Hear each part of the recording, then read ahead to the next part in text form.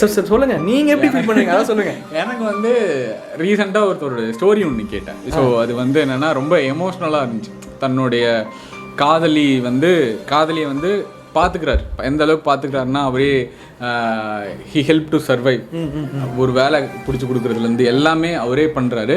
ஒரு கட்டத்துக்கு மேலே பிரிவு நடக்குது இல்லையா, அந்த பிரிவை சொல்லாமல் போகிறாங்க அந்த பெண். திடீர்னு அந்த பொண்ணு இனிமேல் என்கிட்ட பேசாதீங்க, என்கிட்ட பழகாதீங்க, எனக்கு கல்யாணம் ஆக போகுதுன்ற ஒரு காலோட கட் ஆகுது. ஆனால் அதை வந்து அவன் அதுக்கான ஒரு ஒரு ஒரு எந்த ஒரு இதுவுமே எடுத்துக்க முடியல. எப்படி ஏன் என்ன நீ வந்து நேரில் பார்த்து சொல்லு அப்படின்ற மாதிரி இது பண்ணுறாரு.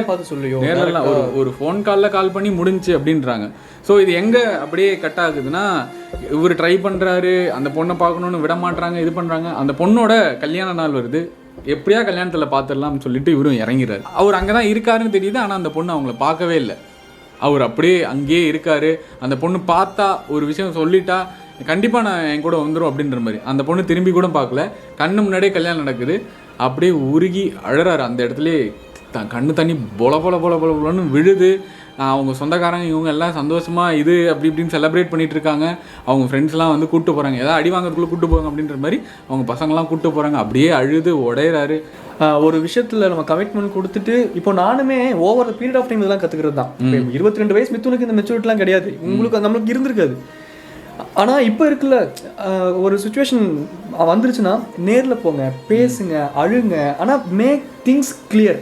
டக்குன்னு ஒரு காலில் இப்படி ஆப்போசிட்ல இருக்க தவிக்க விடாதீங்க, என்ன நடக்க போகுது, நம்மளுக்காக வந்துருவாளா இல்லையா, அது வேண்டாம். அது பொண்ணாக இருக்கட்டும் பையனாக இருக்கட்டும் அப்படி சொல்கிறேன். ஏன்னா அவங்க ஒரு நீங்கள் ரொம்ப லவ் பண்ண ஒருத்தரோட லைஃபையே அது ஃப்ளிப் ஆக்கி விட்டோம்.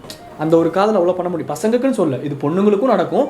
ஸோ பசங்களாக இருந்தாலும் சரி பொண்ணுங்களாக இருந்தாலும் சரி, ஒரு ஃபீலிங்ஸ் டெவலப் பண்ணுறதுக்கு முன்னாடி 1000 டைம் கிளாரிட்டி வச்சுக்கோங்க, இது ஒர்க் அவுட் ஆகுமா இல்லையா. இல்லை கமிட்மெண்ட் கொடுக்கறதுக்கு முன்னாடி ஓகே நீ என் லைஃப்பில் நீ தான் அப்படின்னு எந்த ஒரு பொண்ணுக்கோ பையனுக்கோ நீங்கள் வந்து ஒரு விஷயத்த வந்து கமிட்மெண்ட்டாக கொடுக்கறதுக்கு முன்னாடி யோசிச்சுக்கோங்க.